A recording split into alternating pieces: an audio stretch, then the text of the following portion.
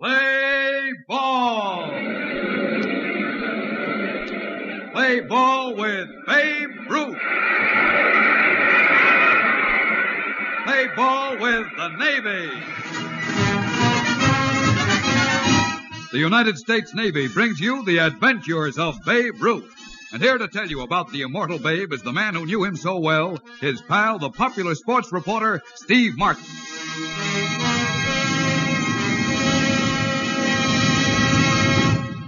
In big league baseball, there have been many goats. Players who failed when the chips went down or who pulled a bonehead play to lose a World Series.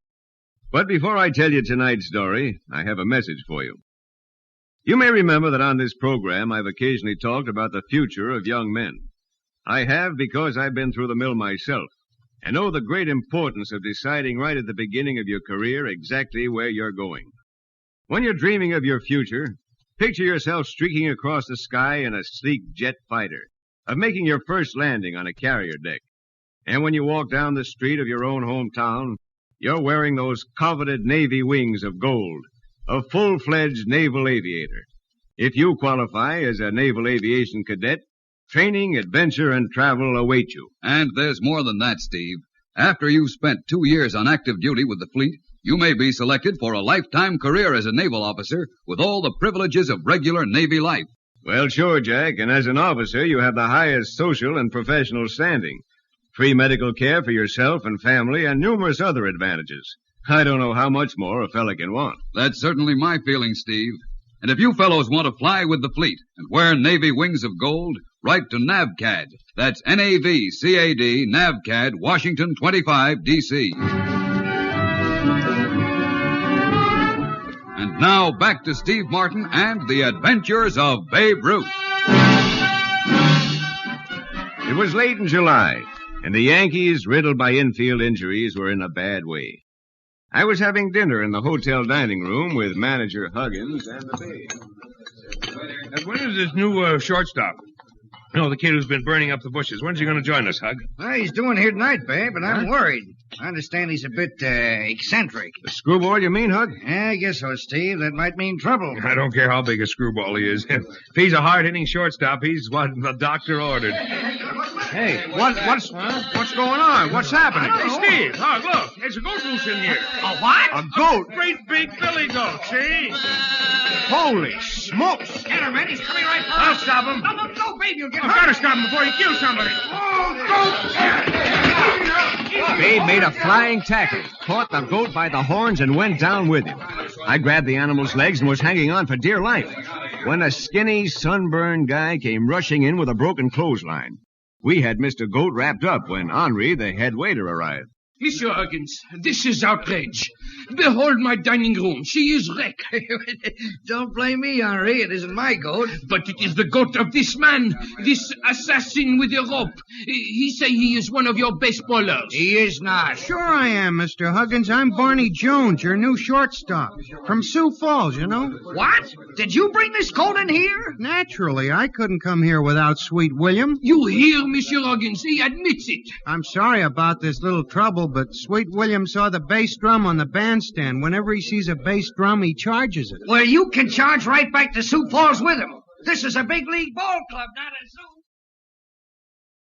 Save your breath, Babe. I've got enough trouble without getting mixed up with a screwball and a goat. I'm not a screwball. Wait a minute, Barney. Look, Hug, Barney hit close to 400 in Sioux Falls. 401 to be exact. I don't care. With Sewell and Duggan and Lazare hurt, we've lost most of our power. Barney might give us just the punch we need. Put me and Sweet William in the lineup and we'll win the pennant for you, Mr. Huggins. Do you hear that, Babe? He wants us to put his goat in the lineup. He's as nutty as a fruitcake. You don't understand, Hug. No, you see, Sweet William is my mascot.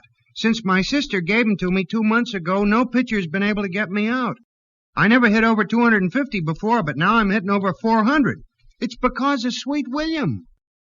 That stopped manager Huggins. He'd been around long enough to know that ball players are the most superstitious guys in the world.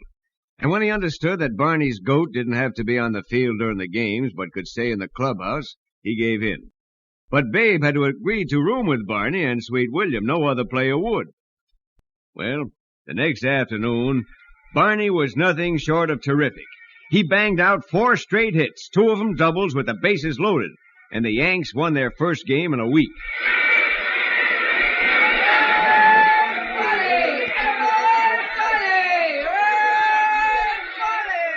And Barney went right on being terrific. He slaughtered the Red Sox practically single-handed, and he murdered the Athletics and the Senators. The other players caught the fever, and when the Yankees finished that home stand and took to the road, they'd come all the way from 5th place to 2nd.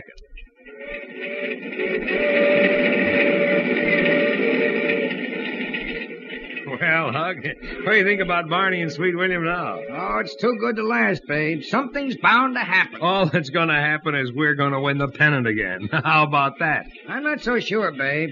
Not only Barney, but the whole club is beginning to think that blasted goat is responsible for our winning streak. Something's sure to happen. Oh, stop being a worrywart, Hug.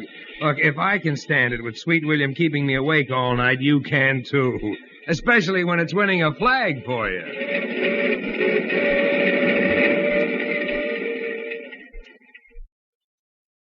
Hug was right. Something did happen the moment we got to Chicago.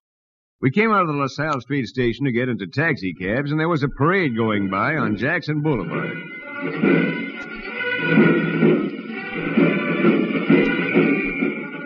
Well, the first thing anybody knew, Sweet William had jerked his rope out of Barney's hand and was off to the races. He saw the bass drum in the band. Sweet William, come back here! Sweet William, come back!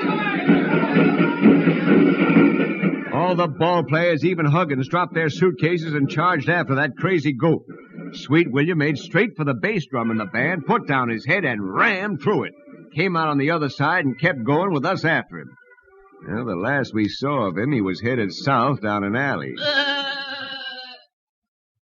That afternoon, Barney went hitless. And Babe, who was not only dizzy from lack of sleep, but lame from being butted by Sweet William, was horse-collared, too. The White Sox shellacked us, and they did it again the next 2 days. Huggins raved in the clubhouse. What's the matter with you guys? You're playing like sick old men. You've lost all your spirit. That's because I lost Sweet William, Mr. Huggins. Shut up! Barney, you're an idiot, but the rest of you fellas ought to know better. Now, this has gone far enough. It wouldn't be so bad if Sweet William had a good home. But he was heading right for the stockyards. He's probably a can of glue now. Stop it, I said. Now, you saps, listen to me. Unless something's done, Steve, this club will not only lose the pennant, it'll finish in the cellar. I know, Babe, but what can we do? You can't carry the load yourself. You need Barney, but he's a bust without his goat. We've got to get him a goat. Not a goat, Sweet William. And he's either glue, like Barney says, or he's in New Mexico. Wait a minute, I've got an idea, Steve. I'll see you later. Late that night, Babe knocked on my door. When I opened it... What the... Babe! Is that Sweet William? What do you think, Steve? Well, it looks like... Well, no, this goat isn't Sweet William. Who says it isn't? I do. Why, this goat... Come with me, Steve. Huh? Where? Right across the hall to mine and Barney's room. Babe, it won't work. Quiet. Barney's a city boy, not a farm boy. Barney? Barney? Where are you, Barney? I was just packing my suitcase, Babe. I'm going back to What the... Sweet William. Uh-huh. Say howdy to your papa, Sweet William. Hey, wait. This isn't Sweet William. Why, sure it is, It Barney. isn't. Sweet William has horns. Oh, well, you see, Barney, the people who found Sweet William the other day had to cut his horns off. He was too friendly with them. Ah. Hey, this goat doesn't smell like Sweet William. It doesn't smell hardly at all. Well, sure not. He just got a bath. Oh. Well, what do you know? Sweet William is back. Oh, boy, am I sorry for those White Sox tomorrow.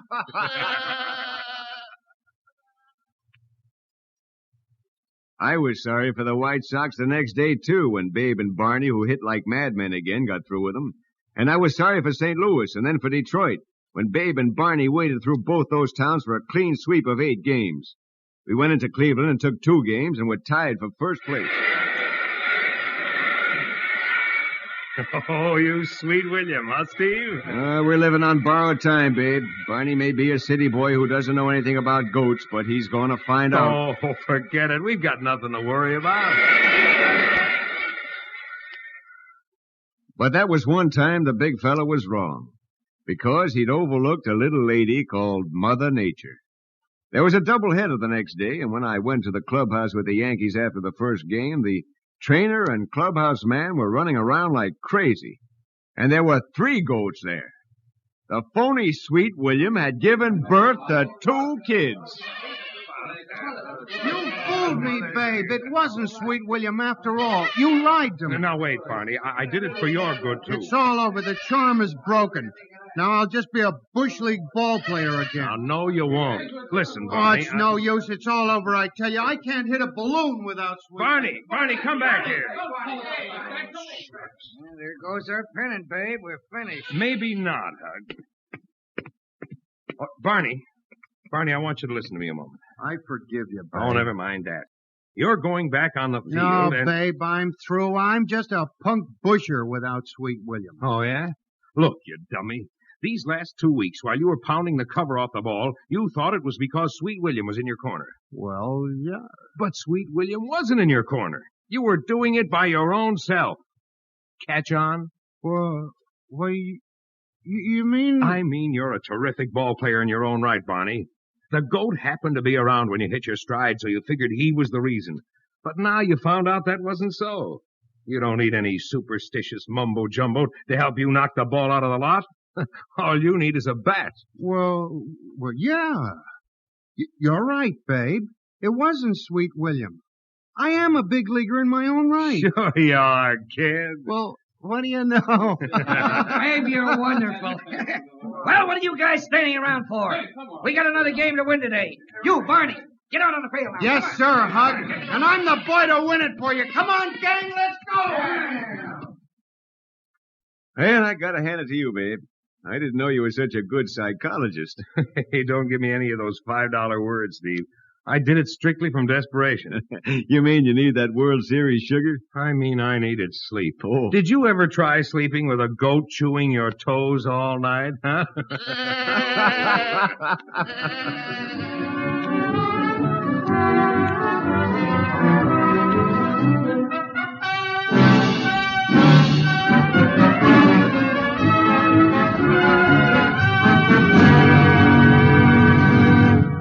Thanks a lot, Steve Martin, for this amusing adventure of Babe Ruth.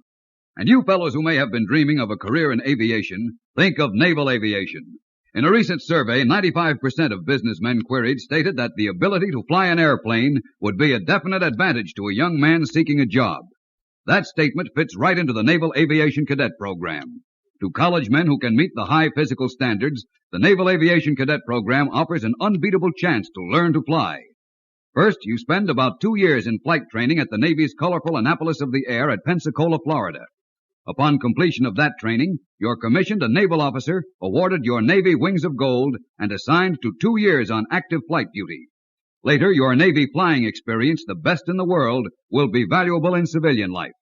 For full details, for the new illustrated booklet, Wear Navy Wings of Gold, write to NAVCAD.